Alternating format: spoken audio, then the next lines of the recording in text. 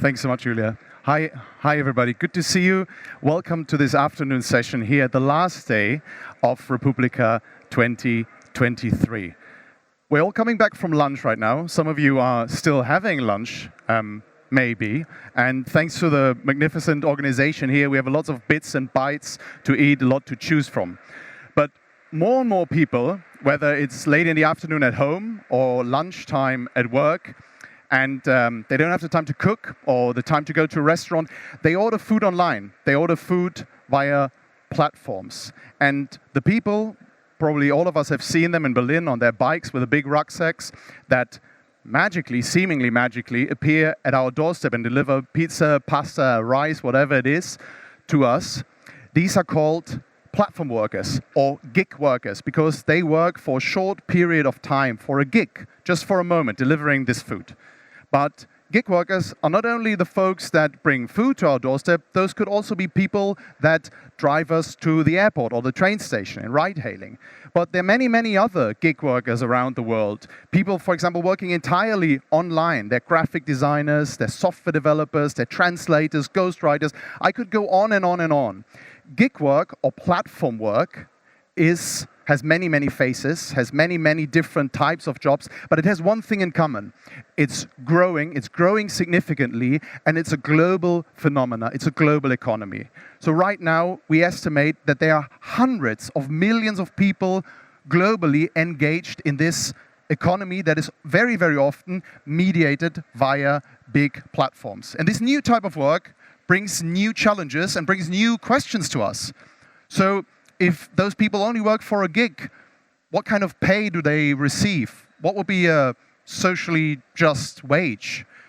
Should they enjoy the same protection as conventional workers? How do we balance their interest against the big and powerful interests of platform companies, often from the Silicon Valley, that mediate this type of work? These are all very relevant and important questions, and it is my great honor and privilege to guide you through this session today, where we have distinguished experts that have come here from very far to actually discuss these relevant questions and these challenges in this new type of work in the gig economy with us. And you might have guessed already that this is really a global phenomenon. There are people from all around the world engaged in this, and it's difficult to just tackle these challenges here from Berlin alone. You need international collaboration, you need economic cooperation. And in light of this need for economic cooperation, I am very, very delighted to have a distinguished speaker here with us that can tell us really a lot about Germany's role in development cooperation. And so please join me for opening this session in a warm round of welcoming applause for Germany's Minister for Economic Cooperation and Development, Svenja Schulze.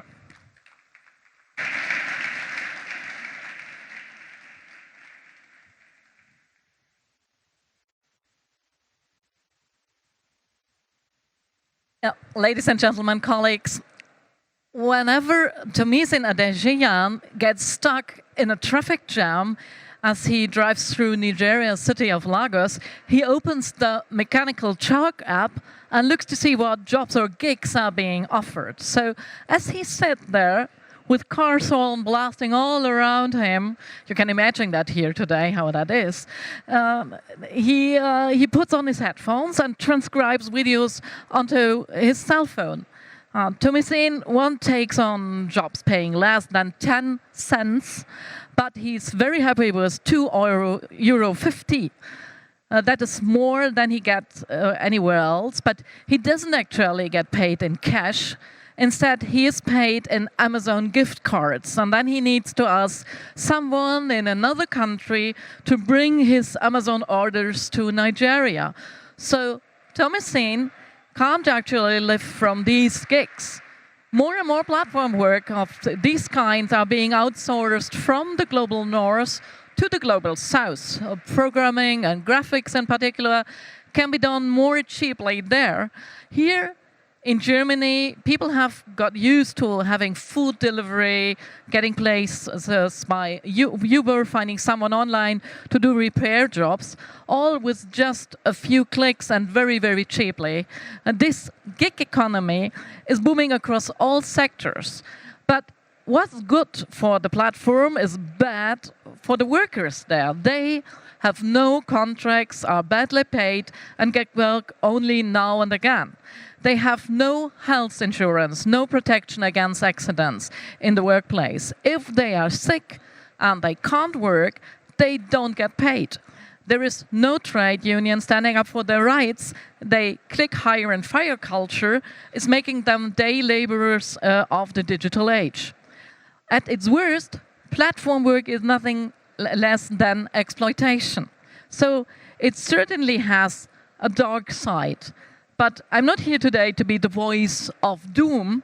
Instead, I want to offer solutions, because platform work is here to stay, and it's growing more and more. So we, as politicians, need to make sure that people working in the gig economy have fair wages and decent conditions. Why that is so important? Because platform work is the future. I have mentioned all the dangers, but platform work also offers a lot of opportunities, particularly for people in the global south. Digital work can be done of flexible times that makes it more accessible and easier to fit around family life than many conventional jobs. And so it has great potential for women in particular. They still tend to be mainly responsible for taking care of children and the home, and they find it much harder to break into the traditional labor market. Platforms also offer earning opportunities that require no formal training, that makes them particularly attractive for people from the global south. It offers them an easy way to find work. In short, if the conditions are right, platform working can offer great self-determined and participation. And so the million-dollar question is, what should those conditions be? How can the flexibility of platform work can be combined with the security of the formal labor market? The German Development Ministry is using the Gig Economy initiative to support dialogue and advocacy work. The initiative aim is to improve regulations and working conditions on digital platforms worldwide. One example of that is support for the Fair Work project. Fair Work looks at the main gig platforms and rates them on 5 criteria: pay, conditions, management, contracts, and representation. Once this has rated the platform, Fair Work invites the platform owners to engage in a constructive dialogue, and together they find ways to improve conditions for workers in a lasting way. And it actually works. So far, around 200 platforms had been rated. Over 140 improvements have been made, and around 9 million people have benefited. Let me give you a very, very few examples. The online India supermarket, Big Basket, guarantees its platform workers the local minimum wages and will pay them the differences if they earn less. The platform Get TOD and No Sweets in South Africa and Workana in India have committed to pay all workers not just the minimum wages, but a living wage. In Kenya and India, the Gig Economy initiative is running workshops for trade unions. Unions officials learn how to advocate for better working conditions, and they learn how algorithms affect pay. But to me, development policy is not just about reacting. It is not just about putting out fires. It is mainly about taking preventive action and working on changing the system, focusing on the big picture and making structural changes. Digital technologies play a big part in this. I want them to serve as a driver for sustainable development, but that can only happen within the right policy framework. And that is why my ministry is involved in the German government's work on the international digital strategy. The strategy will define the values and the principles of our international digital policy. And for the first time, the German government will agree on the international goals of its digital policy. The strategy will give our partner countries clarity about what we can offer, a democratic process of digitalization, one that is based on sovereignty and the rule of law. Because, let's be honest, our European approach is up against some stiff competition. We find ourselves caught between the competing systems, the market-centrist US model on the one hand, and the state-centrist Chinese model of the surveillance state on the other hand. China, in particular, is making strong use of its technology to assert its political interests. Buying Chinese infrastructure means opening the floodgate to Chinese influence. The price is the loss of digital sovereignty. And yet many countries are glad to take what's being offered, because usually it comes with no strings attached. By contrast, many of our partners in the global south see Europe's strict rules and regulations as an obstacle. Data protection, human rights, due diligence and supply chains. Meeting Europe's gold standard can be a challenge for the global south. And that makes it the more important to stand up for the European model and to offer our partners an alternative that is competitive and meets their individual needs. So, what exactly do we as the German Development Ministry offer our partners? The EU champions democratic digitalization, which is open and regulated. And this is an alternative to what China and the US have to offer.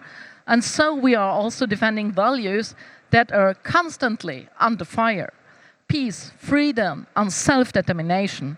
We in Germany share the same interest as our partner countries, sovereignty over our own digital infrastructure and sovereignty over the most valuable resources of the digital age, our own data. And of course, over the use of that data. My aim is to set Europe as a strong partner for the global south and an ally in the global competition between rival systems. Because faced with global challenges that cross national borders, we must act together.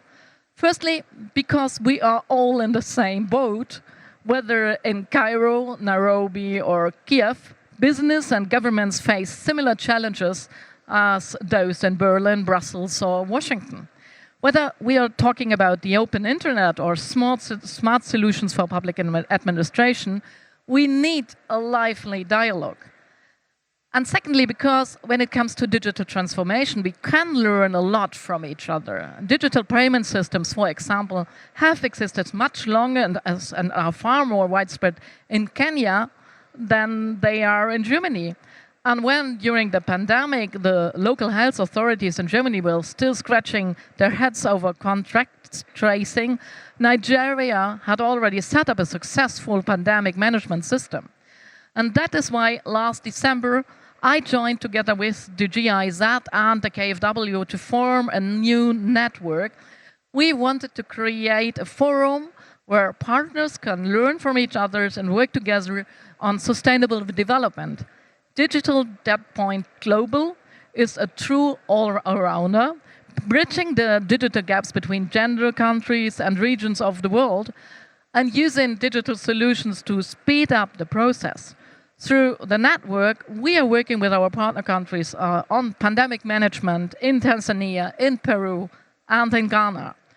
We have created digital centers in 35 countries worldwide. We have set up digital learning tools with Tingy and much, much more. We can also offer all kinds of advice to business if you want to get involved in our partner countries and build you on your own networks with each other. And at the same time, the network ensures that voices from the Global South are heard in German public debates and in international fora.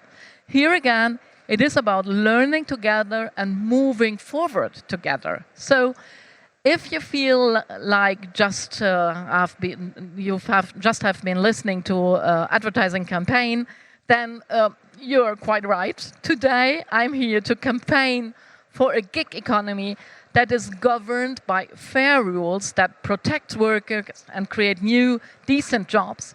And I'm campaigning for your support to make digitalization democratic, socially just, and climate-friendly all across the world, because digitalization is not an aim on itself. With the proper framework in place, it is the key to a fairer world. Thank you very much.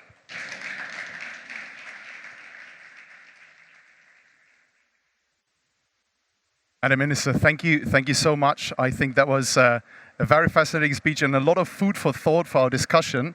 And I'm very grateful for having you here, but also for staying here, right? You'll be staying with us on the panel right now, and I'll invite you to take a seat and join me in welcoming, maybe even one further if you don't mind. Yeah, welcoming our other panelists. So with us today, we heard a lot about Fair Work already, and he's the founding director of Fair Work, of the Fair Work Foundation. He's also professor of Internet Geography at the Oxford Internet Institute.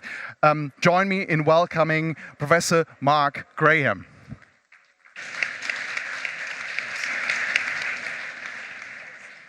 And Mark is actually coming, he just told me he's coming from Jordan, where he collaborated with people from the Fair Work Foundation. We'll hear more about that project in a bit.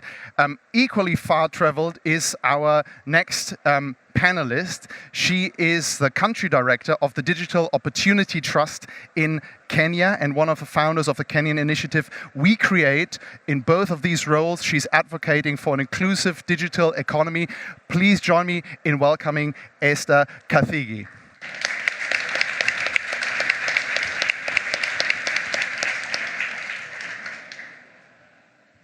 And so we heard that the digital economy, the platform work or the platform economy is a global economy.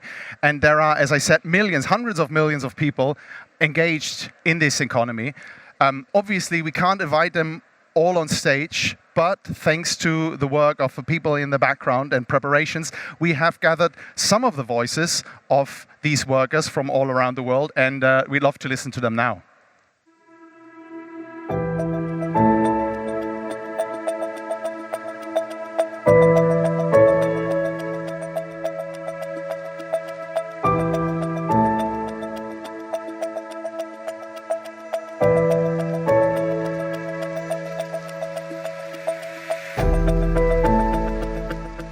Flexible, and then it makes me feel the independence because I can plan myself, I can make my schedule. The level of autonomy is something that I don't get when I work in like a traditional company or like in a traditional outfit. There's no structure, there's no like HR per se, there's no financial security. There's no stability. More and more workers feel that their entire experience of work is controlled by the algorithm. The app dictates what you do, when you do it, how you do it, what you take away from that job, what you don't. Also have the challenge of getting your payments, especially if you do your job on gig economy platforms or major freelance platforms, you have to pay commissions. Where you can just go to deliver or do some activities and somebody just decides to take advantage of what you're doing. We all know that the world is going digital, so by embracing this, you should provide social and emotional support. The gig economy should be an inclusive and equitable ecosystem that values and supports all participants. It should prioritize fair compensation, ensuring that gig workers receive adequate pay and benefits for their contribution. One very big demand for workers to have a physical proof of their employment, which will not only help them feel secure, but also make sure their future prospects are better.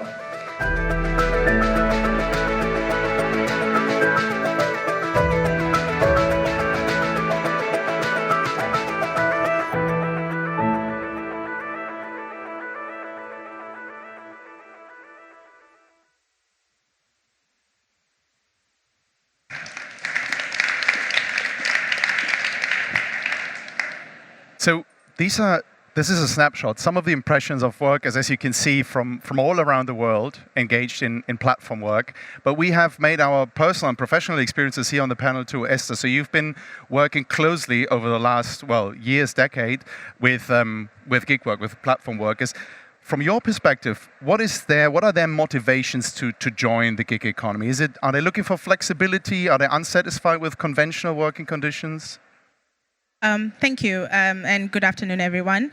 The one thing, maybe let me start by giving a bit of background. So Digital Opportunity Trust has been working with young women, bridging the digital divide and bringing more women into the digital inclusion space and giving them the technical skills they need to survive, and then to survive within the digital economy. And in addition to that, we've done a pilot project together with the Digital Transformation Center, supported by GIZ, that worked with women in the gig economy. And while we were doing this project, one of the things we found that caused women to transition into the gig economy was flexibility. So we found a lot of women, and we know this, have triple responsibilities. So you have your reproductive responsibilities, you have your housework, you're probably a caregiver, and then you have your work life, your professional life. And so gig economy presents an opportunity to control your hours and be able to choose who you're working with. You can be able to choose your employer, the hours you're going to keep, and be able to then choose the kind of work you want to do. So that was one of the main drivers. We also saw that because of COVID-19, that drove a lot of people into the gig economy. There is a cultural misconception that gig work is not formal work. So it's something you do on the side, in the evenings, on the weekends. But during the pandemic, then people started respecting the gig economy as acceptable work. They began accepting that this is, I can get on a platform, I can do a job, I can do multiple jobs, and that is a form of earning a living. So I would say one of the biggest things is the flexibility, the convenience, and an opportunity to control their hours because of the responsibilities that they have. Yeah, interesting. Yeah. So you extensively spoke about women already. We will get in a bit to the topic of the role of women, particularly in the gig economy. Control, opportunity, flexibility. So it sounds all fair and square, but obviously, as we know from the talk that we heard and the research, it's often not that optimal. There are certain drawbacks, there are certain negative repercussions, and I think, Mark, the negative externalities, if I want to say it like this, of the gig economy was one of the motivations why you started the Fair Work project and then the Fair Work initiative. What are these drawbacks? What are these negative, these bad sides of the gig economy, and how does Fair Work tackle them? Yeah, thanks. Well, thanks for having me here. Good afternoon, everyone. And I think, Minister Scholz have very nicely outlined what some of the opportunities and what some of the risks are in the gig economy. And I think the main point there is that the platform economy is here to stay, right? We're not going to roll back time. We're not going to go back to a world without platforms. It's not that platforms are inherently good. It's not that they're inherently bad, but there's opportunities and there's risks. The issue is that a lot of the risks just aren't being dealt with at the moment, right? There's low pay, there's dangerous conditions, there's discrimination, there's lack of access to collective representation, and I could talk for hours about all of the risks. I won't, promise. But so, what we do in the Fair Work project is we try and tackle some of them. And we're tackling them in part because all around the world, we see that regulation's not there yet, right? There's just not regulation that's protecting platform workers from all of these harms that we're seeing. And we're also seeing a relative lack of collective voice, collective representation, and collective power. So union power isn't there yet. So there's sort of an absence of worker power. This is allowing workers to be exploited. So what we do in the Fair Work project is we set minimum standards for decent work, and we score companies against these minimum standards, against these principles of fair work. And then we use those scores to pressure and persuade companies to improve conditions. So we do this in 38 countries around the world. In 25 of those countries, which are low and middle income countries, we're very generously funded by the ministry. So an enormous thanks to both the minister and the ministry for supporting the work and the impacts that we're delivering for workers around the world. Let me tell you about those impacts. So we developed these principles of fair work, We developed them initially at the International Labour Organization in a tripartite way. So we have workers, we have industry, we have government. We get together, we develop these principles, and then we score companies against them. We score them by speaking to workers. So to date, we've spoken to over 5,000 workers in all the countries that we're working in. We analyze the contracts, and then we go to management. We speak to the companies, and we go to companies with their draft score. And we say to them, look, we're not going to publish this just yet. You have an opportunity to improve this score. And we're not just going to publish your score, we're going to publish the score of all of your competitors on a league table, a bit like a football league table where you see the worst scorers and the bad scorers. And this concerns a lot of companies, right? They don't want to be the worst scorer. They want to be a better scorer. And so we work with them constructively. We say to them, look, we will tell you exactly how. We don't want you to get a bad score. We want you to get a good score. We'll work with you. We'll show you. We'll share best practice from around the world about. We're not asking you for utopian, fictional, science fiction jobs. We can point to actually existing examples of these standards of decent work being implemented. So remarkably, it works when we do this. So we've had dozens of platforms representing millions of workers, as you described, make changes like introducing a living wage, like implementing sickness insurance schemes, like implementing meaningful anti-discrimination policies, like agreeing to recognize trade unions. These are all things that have been achieved through our dialogue with these companies by doing the scoring system. So I think ultimately what this approach shows is that there's companies will often say, we can't do, this is the gig model. We can't possibly imagine something different. What we show is that there's nothing inevitable about indecent, unfair work in the platform economy. For companies to implement unfair policies or fair policies, these are choices that are made by companies, right? And equally, companies, what we show is that decent work is possible, fair work is possible, and that's really what we're able to achieve by doing this around the world.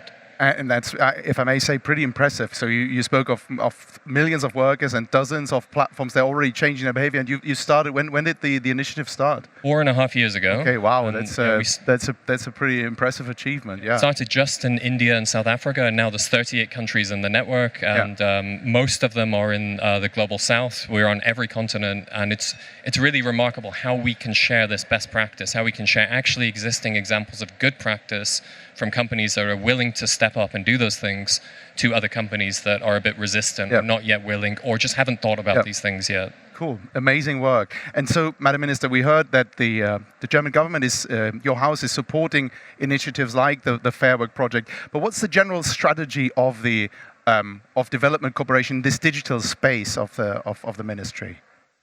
First of all, I think you've just heard how important it is to have transparency, because there is no union for gig workers now. But we need unions. We need bring all the ones together who are gig workers. So our idea was to say we want to work for gig workers. We want to work with these gig workers and in the interests of these workers. So bringing them together, having just seeing other colleagues who are doing that job, it seems to be a little bit amazing, but everybody is working on itself, on himself. There is no network of gig workers because everybody is just saying, yes, I want to do that job and I need to do that job, and there is no networking.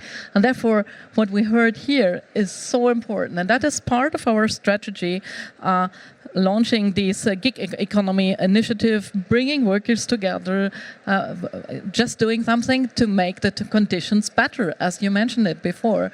Because we can't say, okay, it's another world, so the workers have to pay for it. Yeah. No, there needs to be fair conditions, and that is the way how we try to bring these fair conditions a little bit forward, and Esther and Mark are the best examples that works. Yeah, it seems to me too. Yeah, we heard about all these bottlenecks, and you mentioned, Mark, you mentioned collective action is difficult.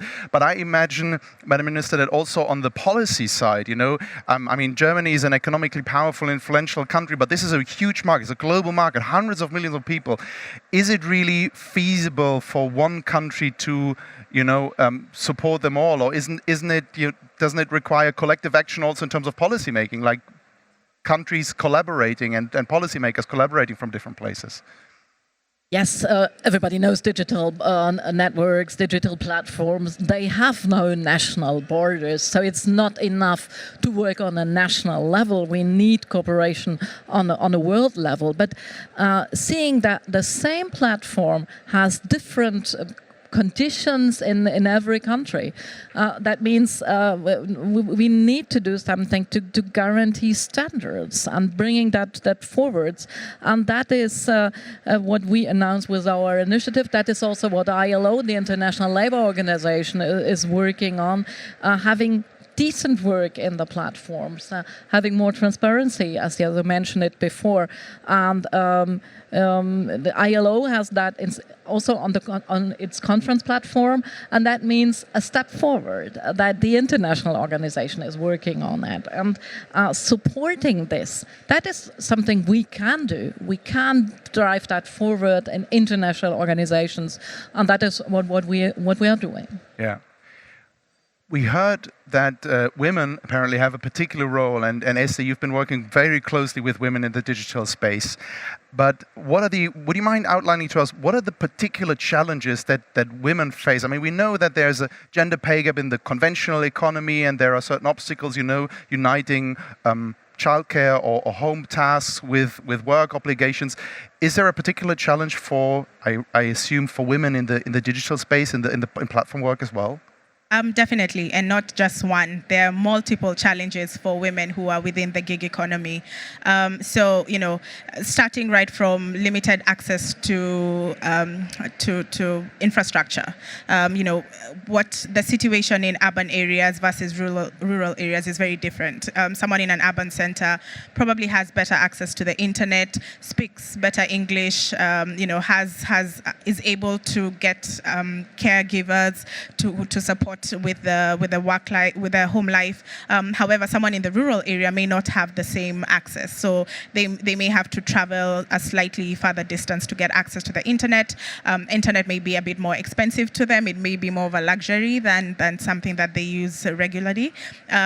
Another thing is there's a lot of competition in the global market. So, we are asking women to get on these platforms and compete with a person who's studied in Europe. The level of language and understanding and communication is very different. Not to say that they don't have the capability to do it, but the app AI is already biased. And so platforms are coming up with these biases. Whoever is creating these platforms already has ingrained the biases into the platforms. And if I may add, often these platforms are not designed where these workers are. These platforms come from Silicon Valley. Exactly. So they're coming from Silicon Valley. They're coming from the northern hemisphere, and so you have a lot of women then facing discrimination on these platforms. On top of that, then you have the violence that is perpetuated physically is also now moving online. So a woman is not only thinking about am I safe at home, am I also safe on a platform. So giving just an example, there's a young lady who signed up on a delivery platform. And so she went to the restaurant, she picked the meal, drove to this location where she was delivering the food. And then the client who was, the customer who was receiving this meal opened the door half naked.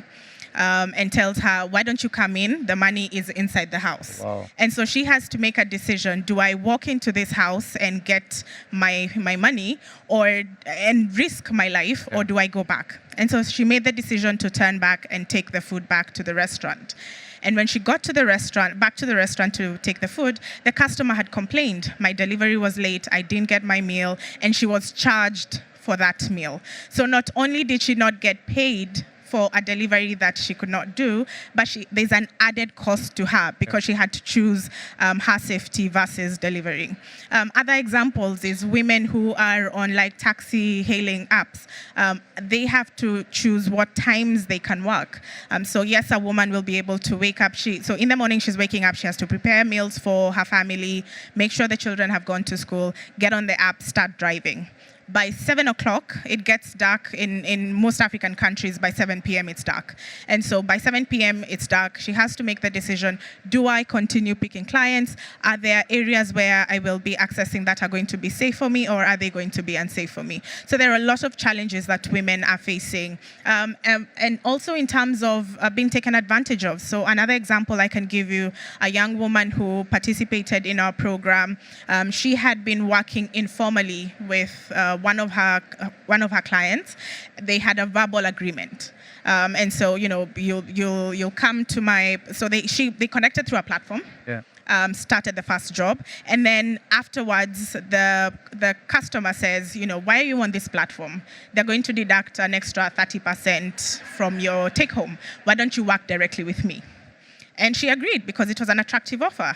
And she starts working with this client, attends our program and realizes, hold on, I don't have a contract with this person.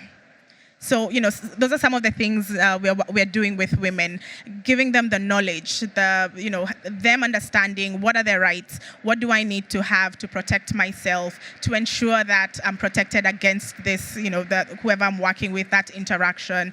How do we get more platforms to understand some of those nuances and challenges that women are facing day to day, that then, like in the case of the first story I gave you about the restaurant, when she goes back to the platform says, but the customer complained you didn't do your delivery. Oh. So it's her word against this other person's. So there are a lot of nuances that we still haven't figured out, and a lot more are going to come into the light as we continue to get on these platforms. And so there's a lot of work that needs to be done by the platforms, with the support of the government, to continue supporting women, to continue being the voice. We are acting as the voice of the women. I'm here to talk on behalf of the women. Yeah. And we need to bring that more, so that then the solutions that are being created with an understanding of what is actually happening on the ground. Yeah, great. And we're really thankful for this voice, because it seems to me that, like, in addition to the vulnerabilities and the challenges in the conventional economy that we still have, where women unfortunately are in many aspects disadvantaged, it's perpetuated by some of the dynamics that we see in the gig economy, right? And Mark, the Fair Work has dedicated some attention to this topic as well, right? You just published a report on the condition of female gig workers. Could you say something about this? Yeah, thanks. Not yet. So it's coming out in a few weeks. Sorry, my apologies. No worries. So it'll be on our website, fair.work. It's coming out in a few weeks, and it will be a report specifically about gender in the gig economy and some of the specific challenges and constraints that women in the gig economy, women and gender minorities in the gig economy face. Now, I won't summarize the whole report here. We don't have time for that. And Esther, you every single one of those examples you raise, we encountered as well. And so it's really interesting to hear you talk about these. I think one key thing I'll mention here is that what we see is that platforms, all sorts of platforms, they often fail to be responsive to the differences of their workers, right? There's sort of a one-size-fits-all in some of these platforms. And how does that affect women? Well, it affects women in some ways because they will have lower earnings, they will have more risk, and there will often be this misconception that there's only some jobs, a false misconception that there's only some jobs that women can do. Yeah. Now, there's all sorts of examples that we've encountered. I won't repeat some of the examples you raised, but just a few more quick ones. So. Women ride-hail drivers, so taxi drivers, Uber drivers. We hear examples from women who will say things like, almost every woman who's a ride-hail driver will have a story like this, that when a client sees that it's a woman driver, they'll either cancel the order or they'll have the order and they'll give a bad rating for this. But platforms, they use these ratings, right? Why do platforms use ratings? They use ratings to discipline workers or deactivate workers when they fall below a certain threshold. And usually platforms will treat all workers the same, right? So you fall below a certain threshold, you're deactivated from the app. So if there's this latent discrimination against women drivers, then that produces inequitable outcomes for women. The issue of harassment is huge, right? There was a study by Flex, Focus on Labor Exploitation, a few years ago, and they showed that they did a survey of gig workers in the UK. They showed that 57% of women gig workers had experienced sexual harassment. Imagine if in your workplaces, 57% of women had experienced sexual harassment. Terrifying. It's enormous, right? So And when women report these issues, it's exactly what you described, right? Often platforms are slow to respond, often they don't respond, often there's this consumer is always right, customer is always right attitude. And then women, when on some platforms like care platforms or cleaning platforms or beauty platforms, when the women workers say, well, I don't want to take this job, they'll be penalized for that, right? So it's kind of a double problem, as you said. And then to try and keep women safe, what platforms will often do is they'll do, as you say, they'll deactivate women at certain times of the day. They'll deactivate women at 6 p.m. So this further reduces the flexibility of women, further reduces the income of women, probably contributes to a gender pay gap. So enormous issues. One thing that we try and do in the Fair Work project, as was mentioned, we have 5 principles. We try and get platforms to adhere to all of these 5 principles. Our principle on fair management is specifically about discrimination and equity. And so one of the things that we really push on platforms is we say, look, we're not going to give you this point on fair management unless you have pro-equity policies. Pro-equity policy doesn't mean let's treat everyone the same. It doesn't mean let's be blind to all these differences. It's about understanding that if you have rating systems, and almost all platforms have rating systems, and you do something with those rating systems, platforms don't have rating systems for fun. They discipline workers with these rating systems. If you have rating systems, you have to acknowledge those rating systems are a conduit for bias. They're a conduit for discrimination, and certain demographics will suffer more from that. So we put this to platforms. We ask them to do internal audits. We ask them to tell us what the biases are, tell us what the inequities are, tell us what the gender pay gap looks like. And have then pro-equity policies to address these things. So this is really what we try and push on them on our fair management principle. Yeah, and that's fascinating work. But I mean, it's sad to hear that the protection, while these women would need more protection and definitely more empowerment, well, they just cut off the flexibility of these workers by reducing their hours. And but browsing through the initiative of the ministry, Madam Minister, I see that one of the core pillars is feminist development cooperation. And in light of what we heard of these particulars, sometimes very terrifying situations of women in the gig economy, what's the role of feminist development policy? What could it do to improve, the gender equality in gig work? Yeah, we just heard that there is a huge gap. Women and men are not on the same footprint there, and they're not on the same footing. So making more that there are the same rights, the same representation, the same resources for men and women means to take into account that there is a difference between men and women. And that is what we are doing with a feminist approach, taking care about more resources, more representation, more rights for women. Because if women get these rights, the societies are more fair, more equal as a whole. Yeah. That is what is needed. And seeing what are the problems in the digital economy means that we need more standards. We need to call for all governments to take responsibility. That is a sector that has just less regulation. No one, if there was such a discrimination in the company here, everybody would say that is not acceptable. But we accept it in the digital world. That can't go on in that way. We need to call for the governments to take more responsibility, and that is what our initiative is about, raising the topic on the political level and on the same time helping organizations who do something to change the system. And that is what is needed. The system needs to change. We need more unions. We need more people who work for the interest for the workers in that system. Yeah. And I fully agree, the topic of visibility, if you imagine that things like that happen in a company, in our companies, in our daily lives, we'd be shocked, we'd be terrified, but to some extent they're happening, somewhere in the dark, in the background, and it's great to have initiatives that bring this to the foreground and show what is happening in the gig economy. I'd love to open up this discussion to the people in the audience. We have like roughly 10 to 15 more minutes, and I believe there are probably lots of people out there who have questions to our panelists. If you do so, please raise your hand, and we'll definitely find people colleagues to hand you a microphone. I think there's one question here on the left-hand side from in the third row or second. Sorry? Or probably yes. Yeah? Yeah, okay. My apologies. So you're encouraged to use the microphone over there. Sorry for that.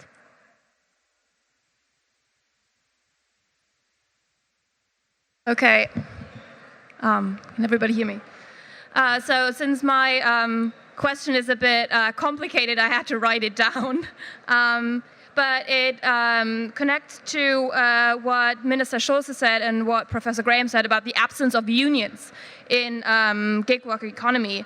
And in the German context, the operational co-determination and strike laws, I find as a union representative myself to be extremely outdated, inflexible, and they're very complicated in this institutionalized social partnership that we have in Germany.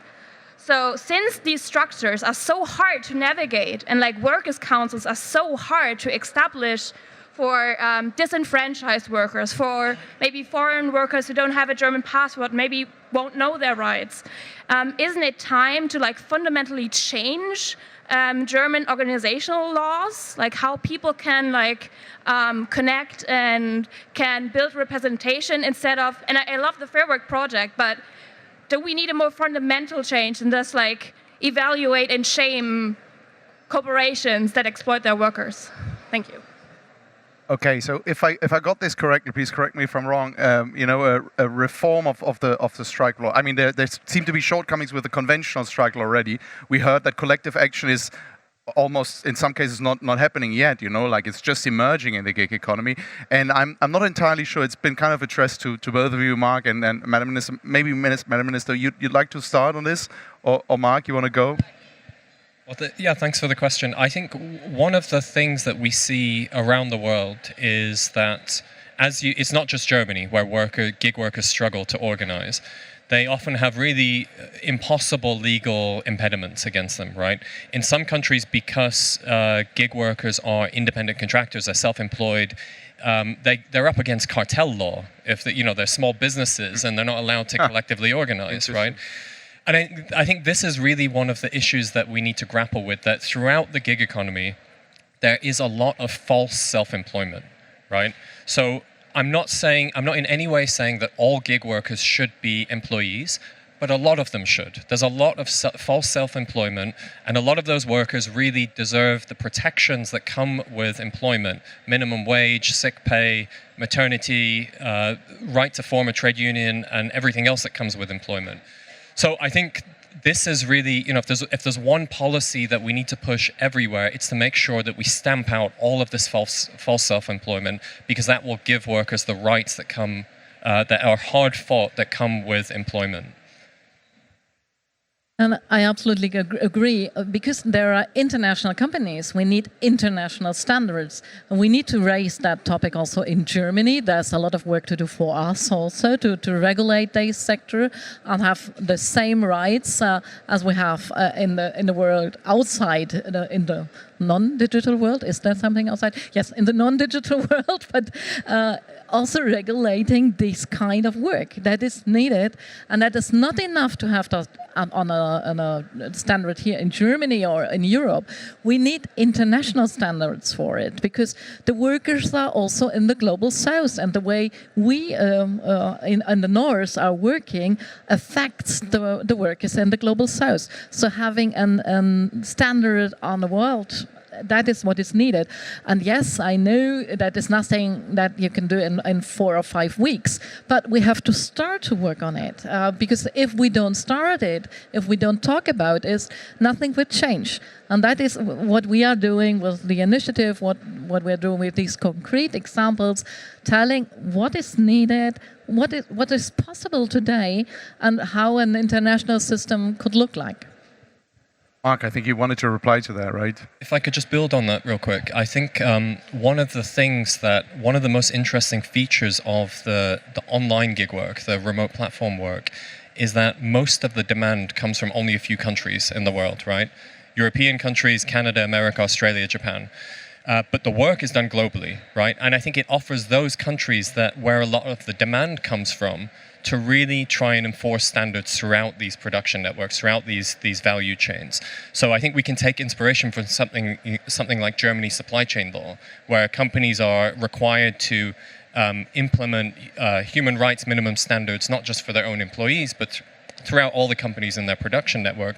And we could think about something similar for online work, where there's no reason why a requester in Germany or the UK or Canada should be paying, say, a worker in Kenya or India below even the Kenyan minimum wage or the Indian minimum wage, right? Right now, they're allowed to get away with that. But I think we could have real enforcement at the demand side. And you're absolutely right. And the German law, the German supply chain law, shows that starting in one country as Germany, that broadens the horizon. We have now a discussion on the European level. We will have in half a year or so a European law on supply chain. So that shows starting with an initiatives that is the right way to having solutions, not just discussions about that. Yeah. It's great to see that there's some new initiatives already forming right here on stage. So this is we definitely made the right choice here.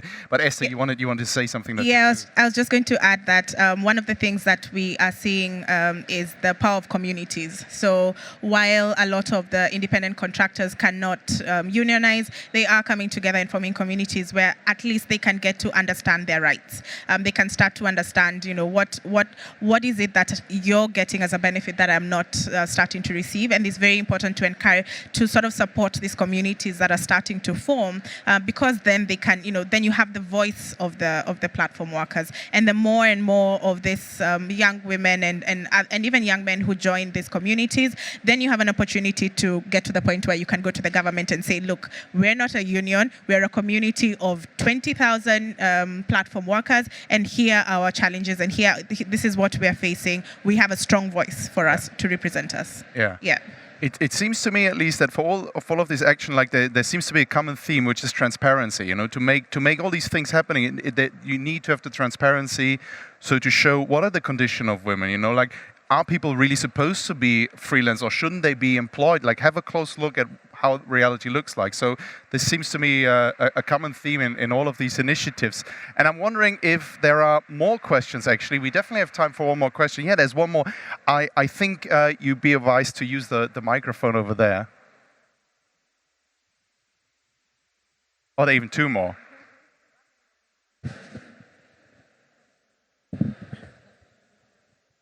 Hello. Oh, hey.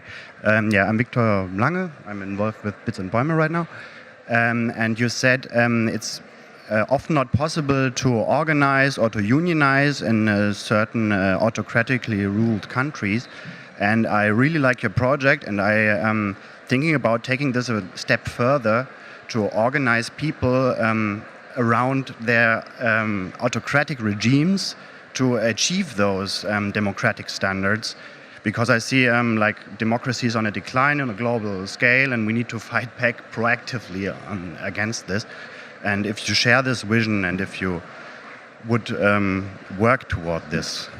Okay, thanks so much, Victor. We keep this question. There was another one which I'd love to take. Yeah, and we'll bring both of them together to the panel. Right. Thank you. Thank you, Madam Minister, Mark, and Esther. Before I continue my question, I'm from the Center for Digital Society. If Mark knows, we were part of the Fair Work Foundation. We helped in Indonesia creating this report. I was also one of the background workers, so I may not be in the name of the report, but I helped a lot with Batrefi, and she also says hi.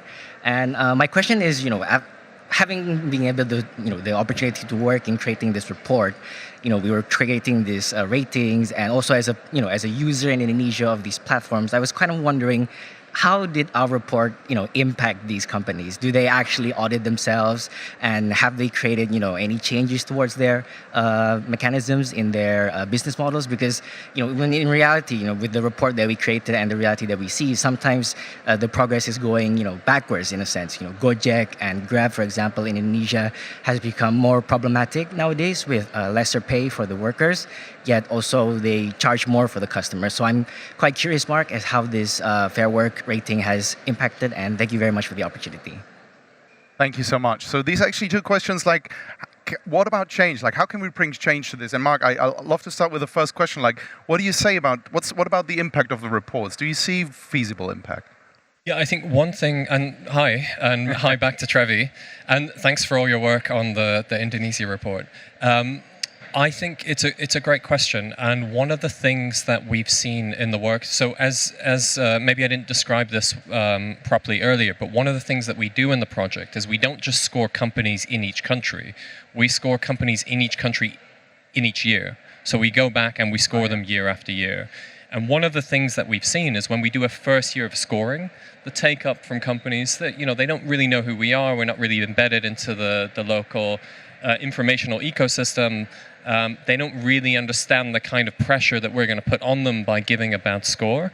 And so in the first year, there's often, there's not that many impacts in each country. And what we've seen over time in the countries where in India now we're preparing our 5th report, in South Africa we're preparing our 5th report, in countries where we've worked year after year, almost all of the platforms start engaging with us because they understand the reputational damage that will be done by bad score, and they understand that their competitors are talking to us. Yeah. Their competitors are willing to make changes. So I think, correct me if I'm wrong, I think you worked on the first Indonesia report, and so I think that that's in that nascent stage where we hadn't yet built a reputation in Indonesia. We're now further along in Indonesia. I think you're absolutely right that Grab and Gojek, they're sort of withdrawing rights in some ways from workers, but Grab has reached out to us at the central level, Grab headquarters, and they're interested in working with us in a way. We've had a big company, Glovo, that has signed a memorandum of understanding with us, where they've tried to align their global policies. I think they work in 24 countries with our principles because they know they're trying to get ahead of the curve. Grab was interested in doing something similar, so I won't say much more than that yet because nothing's agreed with them, but they've been interested in engaging in this sort of dialogue with us. And if I may just respond to the other point. Sure, yeah, please. I think just very quickly, I think one thing that I would put forward here is like if we look at the history of labor markets, how have we won things like weekends? How have we won 8-hour days? It's through collective power of workers, right? We need that. We absolutely need that. No one's going to stand up on behalf of workers and do all this work for them. We need to build collective power of workers, and this is really one of the key problems in the gig economy is work is relatively atomized, and regulations inhibit workers from building this sort of collective power. And it's one reason in the Fair Work project that fair representation is one of our core principles, because you will not have fair work without the ability of workers to collectively organize. Yeah. I just can underline it. Working together, having collective action, that's it. What's advertising for democracy and for democratic structures. But it is also the only way to bring really power on the street, to bring it forward. Because working with autocratic systems, that means there is no representation for workers. There are no rights for workers. But having transparency, having a union or a working together of the gig workers, that makes also pressure on the countries who give that work. And that is normally the global north who is doing that. And so this collective action is really, really important. And that's what's part of our strategy, giving a platform for all the workers, bringing them together, so joining the power. Hey, I think we could actually go on forever, but I'm getting already signs. The schedule is tight. There are many other people that want to speak on this stage today, but I learned a lot of things. I'm very fascinated by the initiatives that are going on here, and I think there are many things that can be done and will be done in the future to improve the conditions in the gig economy. But we have to close it here, though, with a positive note that there will be a meetup afterwards where you can meet the panelists. It's in the meetup garden, so just around the corner, where you can continue the conversations that we fortunately had to interrupt yet here. I'd love to close by thanking, of course, you, the panelists. Thanking you, the audience, for your input, your questions. The people that work restlessly in the background, be it of the ministry or GIZ, or of course the amazing Republica staff. And I'll wish you a wonderful last day at the Republica 2023. Thanks so much.